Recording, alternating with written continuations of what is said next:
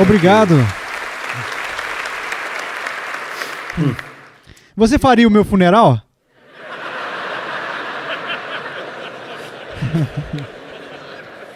Uau! É sempre um privilégio estar aqui para passar um momento com o pessoal maravilhoso do Ligonier. E eu trago a vocês o amor e as saudações de toda a minha congregação na Grace Community Church. Eles conhecem e amam este ministério e se sentem como parceiros verdadeiros com o Ministério Ligonier em todos os aspectos, e é sempre uma alegria para mim vir aqui. Já se passaram alguns anos desde que eu estive na Conferência Nacional e isso para mim é uma perda, então agora é um privilégio maravilhoso estar aqui de volta com vocês. E a realidade comum aqui é tão óbvia, e isso é o amor profundo pela verdade. É sobre a verdade, é tudo a respeito da verdade. Trata-se da coisa mais preciosa do mundo, a verdade divina. Você ama isso e é por isso que você está aqui, nós amamos isso e é por isso que nós servimos a você e é por isso que o Ligonier existe, para a proclamação da verdade, para levar glória a Deus. Nenhum elemento dessa verdade é mais importante do que o Evangelho. E me pediram para falar sobre o Evangelho inegociável. Esse foi o título que eu recebi. E esse é um título muito amplo e, ao mesmo tempo, um título muito estreito. Existem tantas coisas que poderiam e devem ser ditas sobre o Evangelho e sobre o fato de que ele não é negociável. Eu espero e confio que eu posso levar a vocês assim, uma pequena jornada pelas Escrituras esta noite, enquanto nos reunimos para entender o quão inegociável o Evangelho é. Agora vamos começar de onde estamos, com Martinho Lutero. Antes que Lutero fosse um teólogo lúcido, ele era um monge confuso. Antes dele ser uma força poderosa, ele era um homem atormentado e falho. E antes de qualquer paz espiritual, ele foi carregado com dor espiritual. E a fonte da angústia de Lutero e a causa da sua aflição foi a questão que escapa a todos os falsos religiosos. E é o seguinte: como alguém pode estar certo, reto com Deus? Essa é a questão que deu origem a todas as religiões do mundo. É isso que a religião pretende responder. Como alguém pode estar reto com Deus? Para Lutero, era como poderia, assim, ele estar bem com Deus para ser perdoado, para ser aceito, para escapar do inferno e ganhar o céu. A jornada dele para encontrar o caminho para o perdão, para encontrar o caminho para o reino de Deus, para encontrar o caminho para o céu, começou como um monge católico romano, como todos nós sabemos, acreditando que a salvação dele exigia algo de si mesmo, que havia a necessidade dele contribuir para o seu relacionamento com Deus, para fazer tudo ser certo. Ele infligiu tormento extremo à alma dele e ao corpo.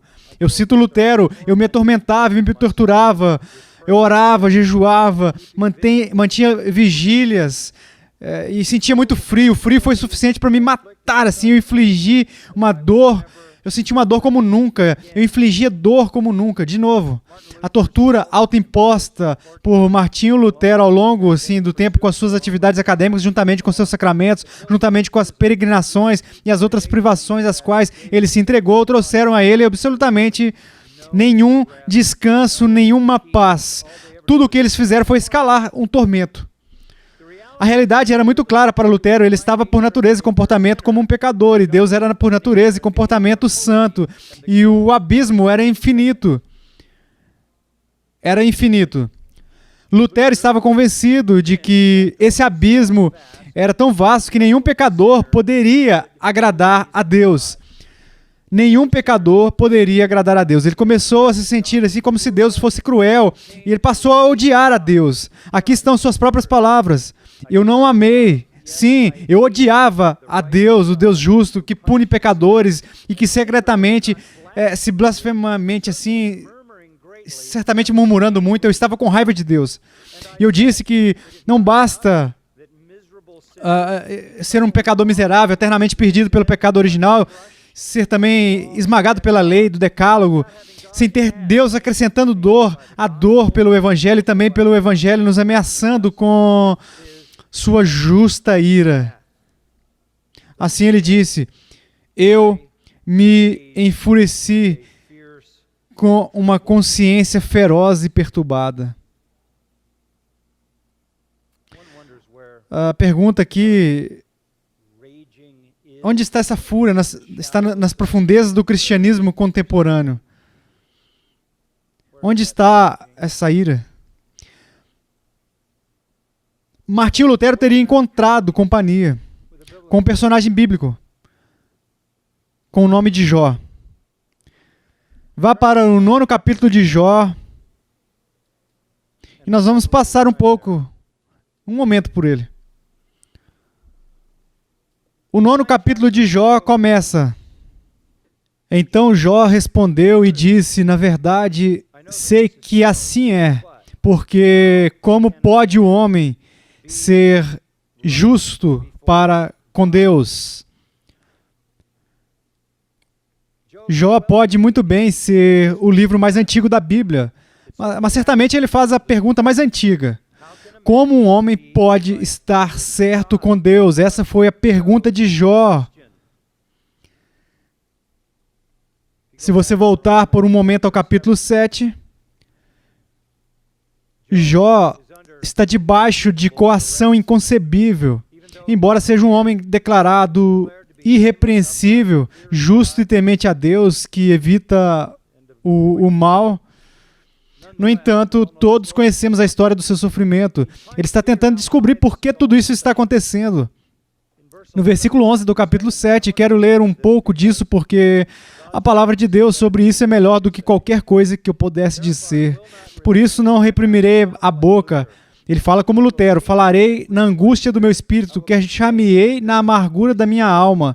Versículo 13, dizendo eu, consolar-me-á o meu leito, a minha cama aliviará a minha queixa, então me espantas com sonhos e com visões me assombras, pelo que a minha alma escolheria antes ser estrangulada, antes a morte do que esta tortura. Estou farto da minha vida, não quero viver para sempre, deixa-me, pois, porque os meus dias são um sopro. No versículo 20, ele pergunta, se pequei, que mal te fiz a ti, ó espreitador dos homens? Por que fizeste de mim um alvo para ti, para que a mim mesmo me seja pesado? Por que não perdoas a minha transgressão e não tiras a minha iniquidade? Ao refletir sobre isso, um dos seus amigos aparece. Por acaso é o homem mais baixo da Bíblia, Bildade ou Suíta. Oh, vocês não sabiam disso? Oh. Ele era tão fraco em teologia quanto em estatura, infelizmente. Ele aparece e diz, esta é a sabedoria convencional, por quanto tempo você vai dizer essas coisas e as palavras da sua boca serão um vento poderoso? Deus perverte a justiça, o que é outra maneira de dizer que você terá exatamente o que merece. Ou o Todo-Poderoso perverte o que é certo?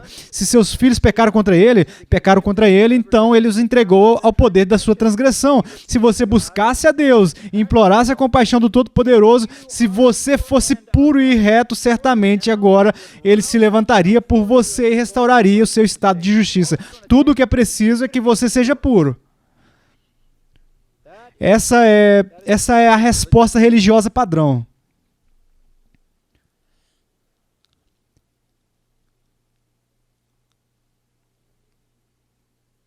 Se você fosse simplesmente perfeito, tudo daria certo. Versículo 20, Deus não rejeitará um homem íntegro. Depois, capítulo 9, encontramos Jó aqui, desprezando o mau conselho. Não ajuda. Como pode o homem ser justo para com Deus? Então ele começa a pensar sobre isso. Se quiser contender com ele, nem a uma de mil coisas lhe poderá responder. Ele é sábio de coração e grande em poder. Quem porfiou com ele teve paz. Ele é quem remove os montes. sem que saibam que ele, na sua ira, os transtorna, quem move a terra para fora do seu lugar, cujas colunas estremecem, que fala ao sol e este não sai, e sela as estrelas, quem sozinho estende os céus e anda sobre os altos do mar, quem fez a Ursa, o Órion, o sete estrelo e as recâmaras, o sul, quem faz grandes coisas que se não podem esquadrinhar e maravilhas tais que se não podem contar, eis que ele passa por mim e não o vejo, segue perante mim e não o percebo, eis que arrebata a presa, quem o pode impedir? Quem lhe dirá, que fazes? Deus não revogará a sua própria ira. Debaixo dele se encurvam os auxiliadores do Egito, o monstro marinho mítico. Como então ele poderei eu responder ou escolher as minhas palavras para argumentar com ele? A ele, ainda que eu fosse justo, não lhe responderia. Antes, ao meu juiz pediria misericórdia, ainda que o chamasse e ele me respondesse. Nem por isso creria eu que desse ouvidos à minha voz, porque me esmaga com uma tempestade e multiplica as minhas chagas sem causa. Não me permite respirar, antes me farta de amarguras. Se se trata da força do poderoso, ele dirá, eis-me aqui. Se de justiça, quem me citará? Ainda que eu seja justo, a minha boca me condenará. Embora seja eu íntegro, ele me terá por culpado. Versículo 25, os meus dias foram mais velozes do que um corredor. Fugiram e não viram a felicidade. Passaram como barcos de junco, como a águia que se lança sobre a presa. Se eu disser, eu me esquecerei da minha queixa, deixarei o meu ar triste e ficarei contente ainda assim. Todas as minhas dores me apavoram, porque bem sei que me não terás por inocente, serei condenado, pois trabalho eu em vão, ainda que me lave com a água de neve, purifique as mãos com cáustico, mesmo assim me submergirás no lodo e as minhas próprias vestes me abominarão. Porque ele não é homem como eu, a quem eu responda, vindo juntamente a juízo. Esta é a declaração original do dilema da humanidade pecadora. Como eu posso ser justo diante de um Deus como este? É a declaração original da questão da aceitação e favor divinos que molda todas as religiões ao longo de toda a história. Salmo 133, se observares, Senhor, iniquidades, quem, Senhor, subsistirá? Salmo 143, 2, porque a tua vista não há justo nenhum vivente.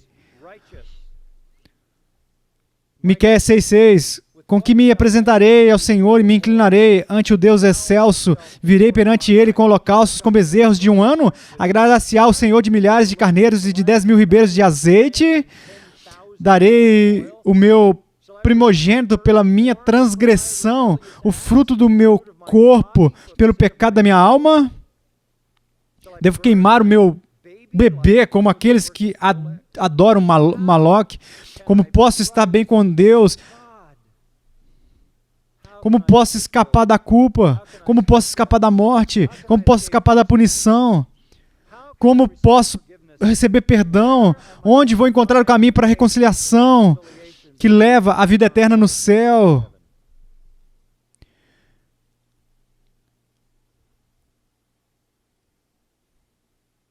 Todas as religiões dão a mesma resposta errada.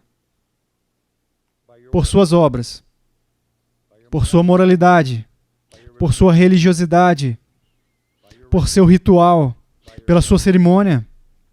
Paulo resume tudo isso em Romanos 10:3, ao considerar o judaísmo, mas todos caem na mesma categoria, porquanto desconhecendo a justiça de Deus e procurando estabelecer a sua própria, não se sujeitaram à que vem de Deus. Essa é a única definição de toda religião falsa. Ela busca estabelecer a sua própria retidão como caminho para estar bem com Deus. Quando, no próximo versículo, Paulo diz, a resposta é esta: Cristo é o fim da lei para a justiça. Aí vem, para todo aquele que crê. E com isso você é apresentado a sola fide. O cristianismo é a única religião verdadeira no planeta. Existem apenas duas maneiras possíveis de aceitação por Deus. Uma seria pela realização humana e a outra pela realização divina. Até mesmo nosso Senhor disse que há 2 caminhos marcados para o céu, mas apenas um vai até lá. Existe o caminho largo, diz, ao céu, mas vai para o inferno. É a estrada de todas as religiões. E existe o caminho estreito, o caminho do Evangelho, que é a única religião verdadeira. Tudo, exceto o Evangelho, é apenas outra forma de doutrinas de demônios do inferno. Não há salvação à parte da crença no Evangelho. Sem Evangelho, sem salvação. Você poderia pensar que já teríamos isso bem claro agora. Estamos sujeitos, neste mundo pós-moderno, a mais contentamento com a falta de clareza do que em qualquer outra época da minha vida. Ainda temos a velha ideia católica romana de teologia natural. Isto é, o homem tem poderes de raciocínio naturais que o levarão a Deus sem a Bíblia ou o Evangelho. Isso é o que a Igreja Católica ensina. Cito a interpretação do Papa sobre o Concílio Vaticano II, aspas, aqueles que vivem de acordo com as bem-aventuranças e que suportam com amor os sofrimentos da vida entrarão no reino de Deus. Essa é a teologia católica romana. Os protestantes têm uma espécie de versão disso, chamada de visão mais ampla da misericórdia, que é a de que Deus salva as pessoas por Cristo, mas por meio de religiões diferentes. Há alguns anos atrás, Clark Pinnock, que já foi um apologista cristão que nem conseguia se convencer, abandonou a fé.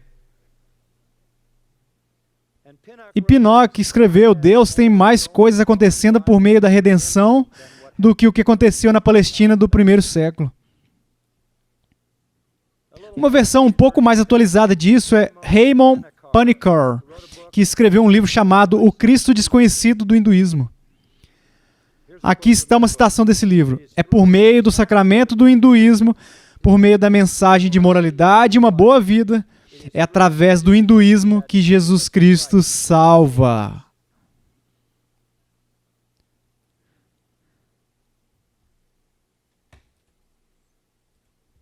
Talvez mais sutil e certamente mais abrangente seja o que está sendo atualmente chamado de nova perspectiva sobre Paulo. Foi propagado por um homem de nome N.T. Wright. Vocês poderiam mudar isso um pouco e tornar o Novo Testamento errado e vocês estariam mais perto da realidade. Mas N.T. Wright escreveu centenas e centenas de páginas sobre o Evangelho. E quanto mais você lê sobre ele, menos você entende o que ele afirma. É confuso, é ambíguo, é contraditório, é ofuscação do mais alto nível. Desprezo acadêmico. Mas embora eu não consiga descobrir em que ele acredita, mesmo depois de centenas de páginas, é absolutamente claro no que ele não acredita. Mais recentemente, ele escreveu um livro, O Dia em que a Revolução Começou. E nesse livro, ele diz o seguinte: paganizamos o nosso entendimento da salvação, substituindo a ideia de Deus, matando Jesus para satisfazer a sua ira, pela noção genuinamente bíblica de que nós somos prestes a explorar.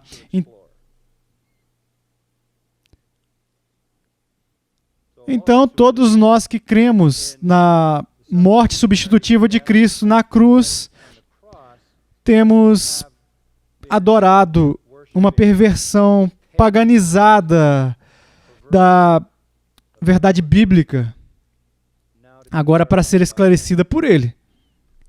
Outra citação, que Cristo morreu no lugar dos pecadores, está mais perto da ideia pagã de uma divindade irada sendo pacificada por uma morte humana do que qualquer coisa nas Escrituras de Israel ou no Novo Testamento.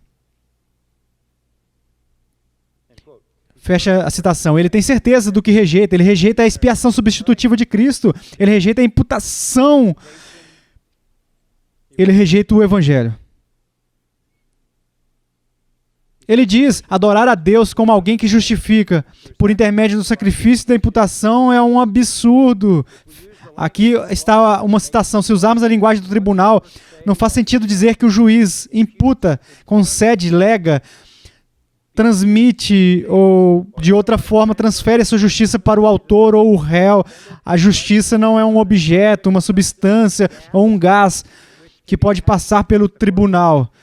Isso dá a impressão de uma transação legal, um negócio frio, quase um truque de pensamento executado por um Deus que é lógico e correto, mas dificilmente um que nós queremos adorar.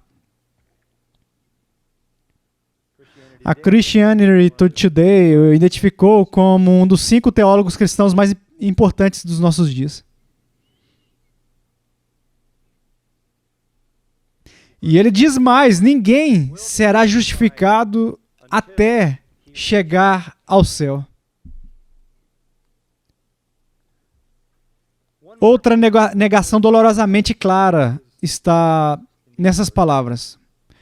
Devo enfatizar novamente que a doutrina da justificação pela fé não é o que Paulo quer dizer com o Evangelho. O Evangelho não é um relato de como as pessoas são salvas.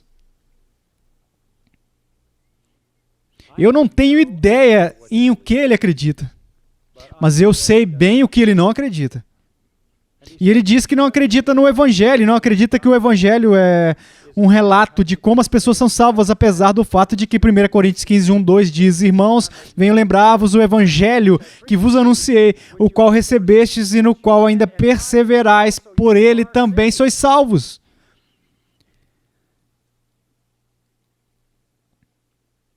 N.T. Wright acaba de empilhar palavras sonantes levantadas contra o conhecimento de Deus, para serem esmagadas pela verdade. Fortificações para serem esmagadas debaixo da força da verdade. O que me impressiona, porém, é o seguinte. Aqui está um homem, e aqueles que seguem ele, que parecem não ter medo da heresia deles, que parecem-se mais do que satisfeitos em se auto-oferecerem como aqueles que chegaram à solução 2000 anos após o Novo Testamento, e que estão felizes em propagar isso o mais longe e amplamente que eles puderem. Deitam a cabeça no travesseiro à noite e vão dormir. Aqui estão pessoas que claramente se contentam em estar em um estado injustificado, mas aparentemente têm pouco ou nenhuma angústia sobre a realidade de sua condição. Eles ainda estão lá no estado de Lutero antes que ele entendesse o Evangelho. Totalmente vazios de como estar bem com Deus, mas em vez de sentir a dor que Lutero sentiu, a ansiedade que o oprimia, as agonias de Jó, eles se sentem confortáveis, estão contentes. Eles realmente não se importam se as obras são a causa última da justificação ou a evidência da justificação. Realmente, para eles não importa, é uma questão muito pequena e sem importância para eles.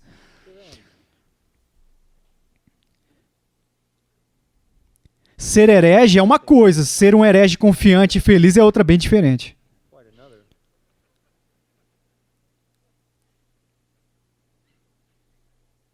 O apóstolo Paulo, ao lidar com o Evangelho, sempre foi mexido profundamente, como vocês sabem. Paulo mal conseguia suportar qualquer situação em que sentisse que o Evangelho estava, de alguma maneira, comprometido. Veremos um pouco mais sobre isso quando chegarmos um pouco mais tarde ao livro de Gálatas. Mas realmente não importava quando estava lidando com igrejas, quando ele estava se inscrevendo para elas, confrontando elas e comunicando seu coração a elas. Se houve algum desvio dos fundamentos do Evangelho, foi uma realidade terrível para o apóstolo Paulo. Ele disse aos coríntios, se vocês abandonarem a simplicidade que está em Cristo por outro Cristo, outro evangelho, isso é mais do que eu posso suportar. Pessoas que conhecem o verdadeiro evangelho e amam o verdadeiro evangelho são pessoas que têm uma paz verdadeira, uma paz estável, e pessoas que têm paixão por sua declaração apropriada em nome dos outros. A influência de N.T. Wright está se espalhando rapidamente e continua a ser muito atraente. A nova teologia é sempre atraente. Muitos jovens teólogos e pastores têm bebido Kool-Aid. Então a batalha pelo evangelho ainda continua. Mas pela graça soberana de Deus, Martinho Lutero começou a ver a luz do verdadeiro caminho da salvação, as boas novas da graça, especialmente quando ele estava ensinando através do livro de Gálatas, alguns anos depois de divulgar a sua tese. E ele descobriu que Deus dá ao pecador crente sua própria justiça por imputação, como um presente recebido somente pela fé. Isso é o evangelho, sem dúvidas. O evangelho rompeu em sua alma com tanta força e trouxe muita paz e alegria. Ele foi perdoado, ele foi aceito, ele foi reconciliado, ele foi convertido, ele foi adotado, ele foi justificado somente pela graça através da fé. Ele escreveu isso. Pela fé em Cristo, portanto, a justiça de Cristo se torna a nossa própria justiça. E tudo o que ele tem se torna nosso. Ao contrário, ele mesmo se torna nosso. Aquele que confia em Cristo existe em Cristo. Ele é um com Cristo, assim como ele. Isso tudo surgindo de Gálatas 2:20. Estou crucificado com Cristo, logo já não sou eu quem vive, mas Cristo vive em mim. A questão do evangelho negociável não foi resolvida 500 anos atrás, foi resolvida 2000 anos atrás. Mas ainda estamos chamando a igreja professa para ser fiel à verdade. A reforma não acabou. Cada curva na estrada, cada novo falso mestre que surge para ensinar uma versão ou outra da mensagem alternativa deve ser abordado. E se há algo verdadeiro sobre os presbíteros nas igrejas, em primeiro lugar, eles devem tê-los. Em segundo lugar, eles devem ser os homens que podem refutar o erro. Ainda estamos chamando a igreja professa a fidelidade ao evangelho. Bem, esses são alguns pensamentos introdutórios. Agora eu quero que vocês abram o capítulo 3 de Romanos. Eu só estava conversando, agora eu vou pregar.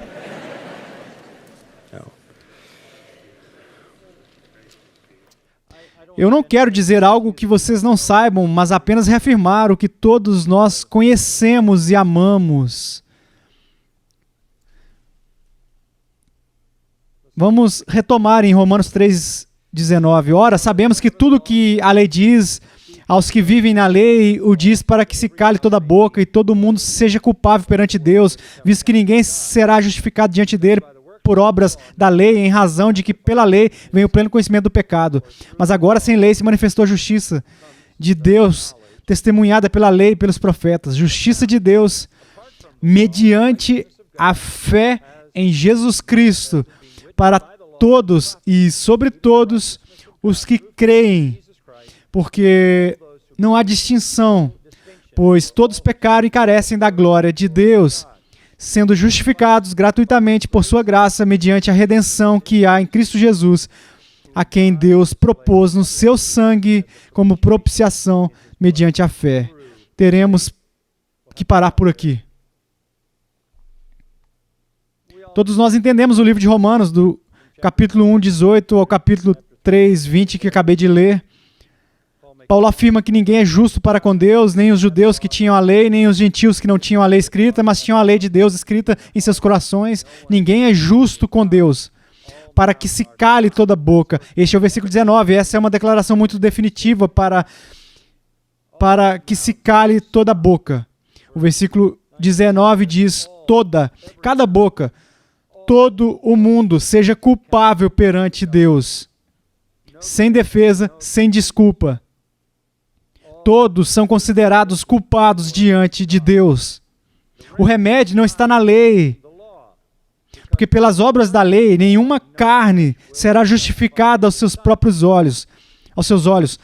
Tudo o que vem por meio da lei é o conhecimento do pecado. A lei pode ser uma noiva para nos mostrar o pecado, para que possa controlar o nosso comportamento. A lei pode ser uma barreira para conter o pecado. A lei pode ser um espelho para revelar o pecado. A lei pode ser um tutor para nos conduzir a Cristo, que é a resposta. Gálatas 3:24.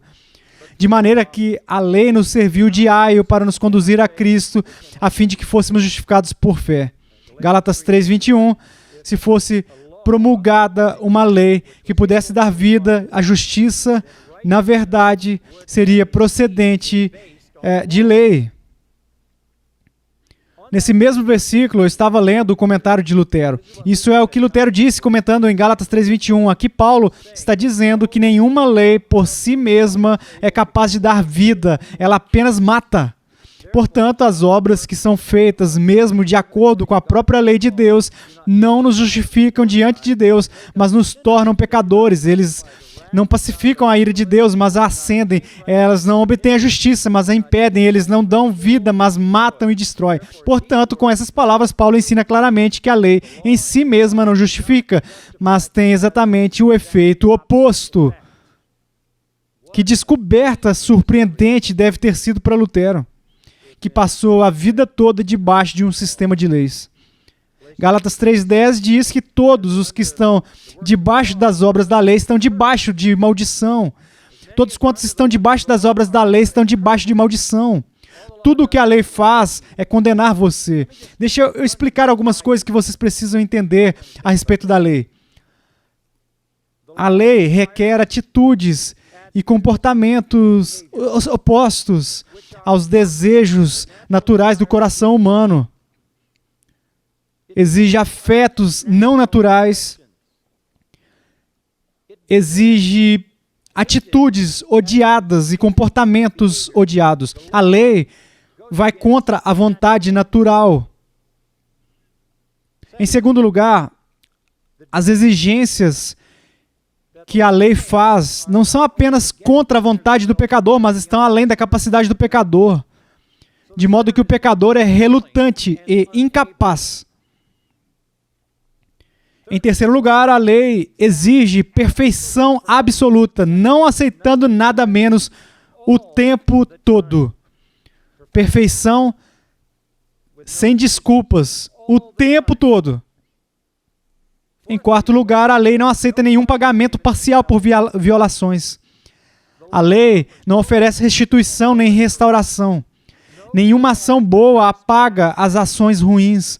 Não há bondade humana acumulada que cancele um pecado. Uma vida inteira de bondade humana não pode cancelar um pecado. Além disso, a lei se recusa a aceitar boas intenções. A lei é indiferente às boas intenções ou motivos nobres, como se isso fosse um consolo ou crédito contra a culpa.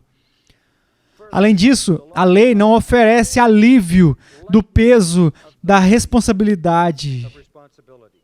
A lei não encurta a sentença do pecador. Ela é um capataz implacável. Não há um milímetro de misericórdia na lei. Além disso, a lei estilhaça a alma do pecador mais nobre como um martelo estilhaça o vidro. Então a lei condena o violador à punição mais extrema para sempre, sem alívio eternamente. A lei não oferece força para ajudar as suas vítimas. A lei não oferece assistência. A lei não escuta desculpas, não escuta confissões. É indiferente ao arrependimento. A lei não oferece graça. A lei não oferece esperança. Você quer viver debaixo da lei? Isso é o que todas as pessoas e todas as religiões fazem fora do Evangelho. Essa é a maldição da lei. A lei, sim, é santa, justa e boa. mas irá te condenar para sempre, sem misericórdia. A menos que se torne o seu tutor, que o conduza a Cristo. Por que a lei nos leva a Cristo? Porque Gálatas 3 diz que Cristo se tornou o quê? Uma maldição por nós. Isso é o que estava acontecendo na cruz. Deus amaldiçoou Jesus em nosso lugar. Ele se tornou pecado por nós, que não conhecíamos pecado, para que pudéssemos nos tornar a justiça de Deus nele. O que você quer dizer com ele se tornou pecado por nós? Eu me lembro de ouvir Kenneth Copeland certa vez dizer, na cruz Jesus se tornou um pecador, então Deus o enviou para o inferno por 3 dias. Eu tive que encerrar. Pelo que me lembro bem, ele era um cordeiro sem mancha e sem mácula. Santo, inofensivo, imaculado, separado dos pecadores. Ele era tão santo pendurado na cruz, como sempre foi eternamente. Ele não era um pecador. Ele não se tornou um pecador. Deus o tratou como se ele fosse. Talvez uma maneira mais pessoal de dizer isso é Deus tratou Jesus na cruz como se ele vivesse a vida de vocês e a minha. Deus o tratou como se ele vivesse a sua e a minha vida e o puniu por todos os pecados de todas as pessoas que crerão nele ao longo de toda a história da humanidade para serem redimidas pelo seu sacrifício. E ele suportou todo o peso disso em 3 horas de escuridão. Você diz, se todos os pecadores do inferno não podem se livrar da culpa do pecado com uma eternidade de punição no inferno, como Jesus poderia levar todos os pecados de todas as pessoas que já creram em toda a história humana em 3 horas? Ele é uma pessoa infinita. Ele levou a maldição. É por isso que nós corremos para Cristo. Ele levou a maldição por nós. Então chegamos a Romanos 3 e vamos nos lembrar disso. Chegamos a Romanos 3 e quando chegamos ao versículo 20, ficamos no dilema que nós não podemos nos reconciliar com Deus por intermédio da lei, porque isso é impossível. Então chegamos ao versículo 21, as primeiras 2 palavras. Mas agora. Você tem que parar aí, recuperar o fôlego, certo? Mas agora. Acabamos de ouvir que nenhuma carne foi justificada. Nenhuma carne justificada. Soa como Êxodo 23:7. Não justificarei o ímpio. Ou Salmo 17:15. Aquele que justifica o ímpio é uma abominação para o Senhor. Então, ficamos sem fôlego no versículo 20. Então vem, mas agora, sem leis se manifestou a justiça de Deus. Mas agora, além da lei, aqui está a frase, se manifestou a justiça de Deus. A justiça de Deus foi manifestada, foi revelada. A justiça dos homens é inútil. Trapos imundos, esterco. A justiça de Deus intervém, se interpõe. A própria justiça de Deus é revelada.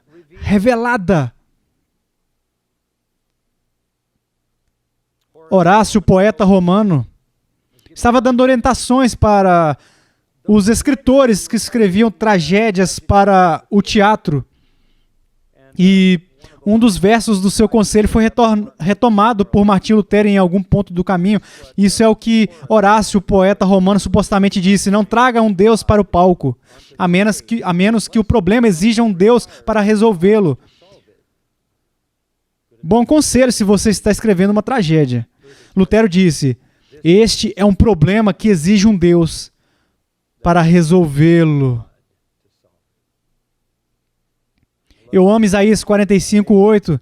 Destilai, ó céus, dessas alturas, e as nuvens chovam justiça. Abra-se a terra e produza a salvação, e juntamente com ela brote a justiça. Eu, Senhor, as criei. A justiça que agrada a Deus é a justiça que pertence a Deus e desce do céu para nós. Essa justiça divina, eterna e perfeita é manifestada no Filho de Deus, ativa e passivamente. Mas agora se manifesta. O sistema sacrificial do Antigo Testamento focalizava principalmente a punição da lei. Era tudo sobre punição. Mas realmente não havia algo no Velho Testamento que demonstrasse como era a obediência. Quero dizer, analise a lista de pessoas no Antigo Testamento, as melhores delas. Você pode começar com Jó e outros e você não encontrará nenhuma ilustração adequada da justiça obediente que é manifestada em Cristo. Mas em Cristo é manifestada a justiça de Deus na punição e a sua justiça na obediência, ambas as quais resumem a justiça de Deus em Cristo, ambas as quais são imputadas àqueles que creem nele. E aqui o Espírito Santo, nós apenas olharemos brevemente. Eu tenho 1 minuto. Não. Aqui o Espírito Santo revela o verdadeiro evangelho que choca as religiões das obras. Aqui está o verdadeiro evangelho. A justiça de Deus desceu do céu, porque a justiça do homem é inútil. Se o homem deve ser consertado diante de Deus, tem que ser Deus concedendo ao homem uma cobertura que é essencialmente sua própria justiça imputada ao homem e a justiça de Deus que vem. Vamos olhar para seus elementos. Número 1, esta parte é a lei. Essa é uma declaração, aliás, na posição empática desse versículo. Ele vem antes mesmo da declaração principal. A justiça de Deus, primeiro vem a parte da lei, que é a declaração empática. Essa justiça está separada da lei. A lei, como dissemos, define o pecado e aumenta o pecado. Pronuncia uma maldição, condena a todos à ira divina, mas não pode transmitir vida espiritual. Então, a justiça que vem de Deus está separada da lei. Em segundo lugar, é testemunhado pela lei e pelos profetas, que é simplesmente o Antigo Testamento. É testemunhado pelo Velho Testamento, e o testemunho principal que Paulo usa para isso é Abraão, no capítulo 4, certo? Não temos tempo para entrar nisso, mas ele usa Abraão como ilustração do fato de que o Antigo Testamento declara que a salvação é a justiça de Deus concedida a um pecador pela fé. O Evangelho da Graça escuta, nenhum novo meio de salvação. Nenhum novo meio de salvação, mas em Cristo está fora das sombras. Portanto, a justiça de Deus está separada da lei. É testemunhada pelo Antigo Testamento. Além disso, a justiça de Deus, versículo 22, é por meio da fé em Jesus Cristo. A sola fide. Martinho Lutero disse que se esta doutrina da sola fide se mantém, a igreja se mantém. Se este artigo desmorona, a igreja desmorona. Por outro lado, o Concílio de Trento disse: se alguém disser que somente pela fé, sola fide, o ímpio é justificado para que nada mais seja necessário cooperar para obter a graça da salvação, seja anátema. Maldição para qualquer um que pensa que a salvação é pela graça somente pela fé. Vocês acham que há harmonia entre o catolicismo romano e as verdadeiras igrejas e doutrinas evangélicas do Evangelho?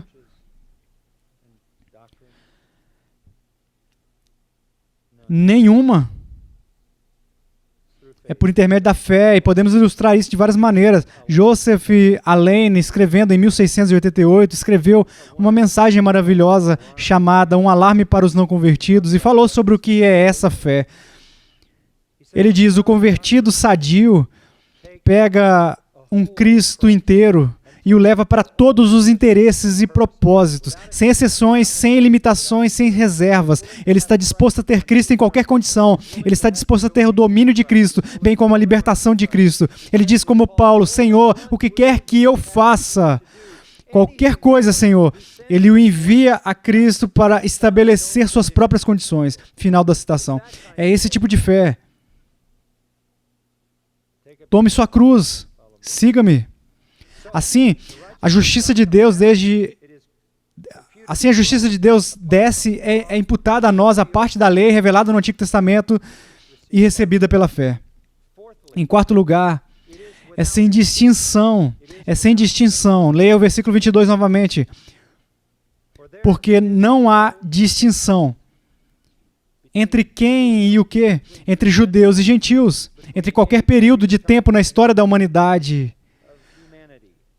Não há distinção. O que quer dizer que não há outro evangelho em qualquer outra época. Não havia um tipo de evangelho no Antigo Testamento ou dois tipos de evangelho no Novo Testamento, um para os judeus e outro para os gentios. E alguns até defendem isso hoje em dia, que existe um plano diferente de salvação para os judeus, e esse é um ensino muito popular de John Wigg. Não há distinção, e a razão é negativa. Não há distinção para todos que têm o mesmo problema. Todos eles pecaram e carecem da glória de Deus. Esse é o denominador comum. Estamos todos condenados porque não podemos atingir o padrão da santidade de Deus. As distinções não são raciais. Ele não está falando sobre isso. Obviamente existem muitas nações. O fato de não haver distinção é porque somos todos iguais em termos de nossa depravação, da nossa miséria. Tem que haver o mesmo caminho de salvação, porque todos os humanos têm a mesma condição. Tem que ser pela graça, pela fé. A parte da lei tem que descer do céu.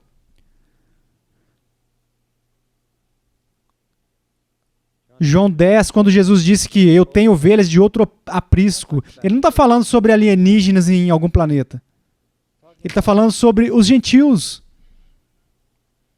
Ou quando Pedro diz, vocês vão receber a promessa de Deus, não é apenas para vocês e seus filhos, mas é para aqueles que estão longe. O dia de Pentecostes, judeus e gentios. Atos 13, 38 e 39, tomai, pois, irmãos, conhecimento do que se vos anuncia remissão de pecados. Gentios na primeira viagem missionária. Por intermédio deste, por meio dele, todo o que crê é justificado de todas as coisas das quais vós não pudestes ser justificados pela lei de Moisés. Todo mundo tem o mesmo problema, e aí está a eliminação de todas as distinções. Só há uma maneira de salvar a todos nós, porque todos temos o mesmo problema. Todos nós somos amaldiçoados pela nossa miséria. Um caminho de salvação para todos, sem distinção, porque todos pecaram sem exceção. Carecem da glória de Deus. Eu gostaria de falar mais sobre esse ponto, mas é o que o pastor de você sempre diz quando fica sem conteúdo. Ok. Paulo continua. Então, só para dar uma pequena revisão, essa justiça vem à parte da lei, de acordo com o Antigo Testamento pela fé, sem distinção. E isso eu amo. Veja o versículo 24. Gratuitamente, por sua graça. Como um dom da graça. Isso é apenas ser muito sequencial, sendo justificado, declarado justo, como um presente por sua graça. Algumas traduções dizem livremente. Livremente. Livremente.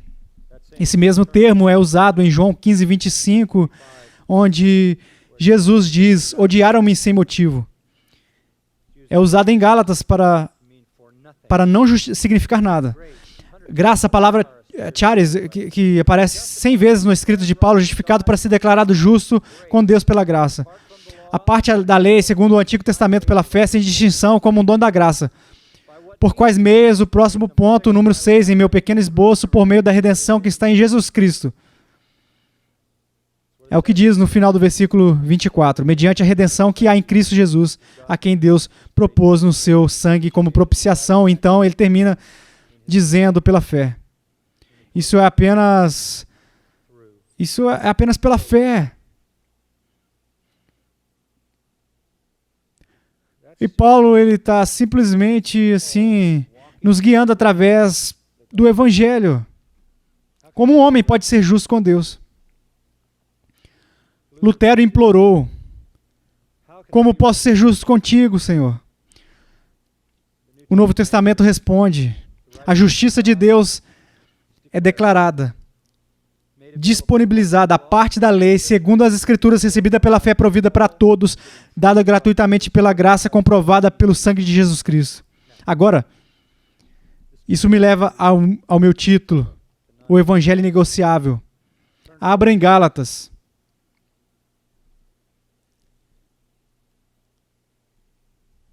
Quão inegociável é isso?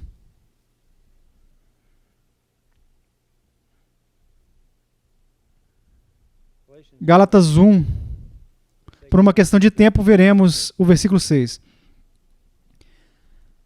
Admira-me que estejais passando tão depressa daquele que vos chamou na graça de Cristo para outro evangelho,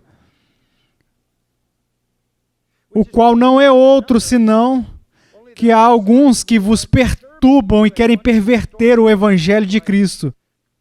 Mas ainda que nós, ou mesmo um anjo vindo do céu, vos pregue evangelho que vá além do que vos temos pregado, seja ele anátema. Assim, como já dissemos, e agora repito, se alguém vos prega evangelho que vá além daquele que recebestes, seja anátema. Paulo diz, eu estou surpreso, absolutamente surpreso, com a rapidez com que vocês desviaram do evangelho verdadeiro para um evangelho diferente, heteros, uma diferença de outro tipo que não é allos, não é apenas uma alternativa aceitável. Vocês se voltaram para um evangelho diferente, ficaram perturbados e agora basicamente abandonaram o verdadeiro evangelho. E ele se torna sarcasticamente hiperbólico, ainda que nós, ou mesmo um anjo vindo do céu, vos pregue evangelho que vá além do que vos temos pregado, seja anátema. Muito forte. Muito forte. Nenhum evangélico contemporâneo faria isso. Isso é muito pesado para os ouvidos modernos, ouvidos pós-modernos. Essa é uma condenação vigorosa. Condenação de qualquer pessoa que defenda um falso evangelho. Isso é muito grave. E esta é uma forte força imposta a qualquer um que defende um falso evangelho. Não expor isso é pecado. Vocês ouviram isso? Não expor isso é pecado. É raro o dia em que alguém se levanta e diz que qualquer um de vocês que não crê no verdadeiro evangelho está condenado. E se vocês propagam um falso evangelho, vocês estão debaixo da condenação de Deus.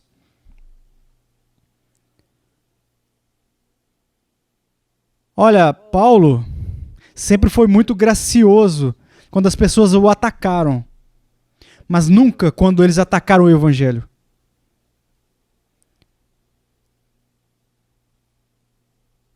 Se alguém não ama ao Senhor Jesus Cristo, 1 Coríntios 16, 22, mesma palavra, seja anátema. O Arci estava dizendo nas perguntas e respostas que realmente o irrita quando ele ouve as pessoas dizerem Deus ama a todos incondicionalmente. Não, todos estão debaixo de uma maldição, todos são condenados se eles não amam o Senhor Jesus Cristo e creem no verdadeiro evangelho. E o mais condenável de todas as coisas não é apenas crer em um falso evangelho, mas propagá-lo como se fosse o verdadeiro evangelho. Essas são mentiras e mentirosos diabólicos. Nós precisamos chegar a um lugar onde estejamos dispostos a pronunciar uma maldição sobre aqueles que distorcem e corrompem o evangelho. Apenas uma palavra final. Há apenas um evangelho que será celebrado no céu. Então vamos ouvir qual é. e entoava um novo cântico, dizendo: digno és de tomar o livro, de abrir-lhes os selos, porque foste morto, e com teu sangue compraste para Deus os que procedem de toda tribo, língua, povo e nação, e para nosso Deus os constituíste reino e sacerdotes, e reinarão sobre a terra. Vi e ouvi uma voz de muitos anjos ao redor do trono, dos seres viventes, dos anciãos, cujo número era milhões, de milhares, proclamando em grande voz: digno és o Cordeiro que foi morto de receber o poder, a riqueza, a sabedoria, a força e a honra e a glória e o louvor. Então ouvi que toda criatura que há no céu e sobre a terra, debaixo da terra e sobre o mar, e todo o que neles há, estava dizendo: aquele que está sentado no trono é o Cordeiro, seja o louvor e a honra e a glória e o domínio pelos séculos dos séculos. E os 4 seres viventes respondiam: amém. Também os anciãos prostraram-se e adoraram. Apenas um evangelho será celebrado no céu. Pai, nós agradecemos a clareza da sua palavra e a clareza do evangelho. Oh, o que faríamos se não estivesse claro?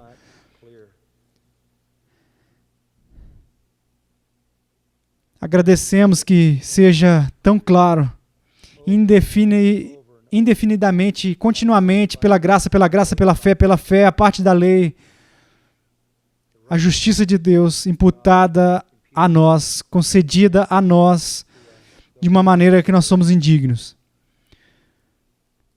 Agradecemos que na cruz o Senhor tratou o seu Filho como se ele vivesse a nossa vida, para que o Senhor pudesse virar e nos tratar como se vivêssemos a sua vida.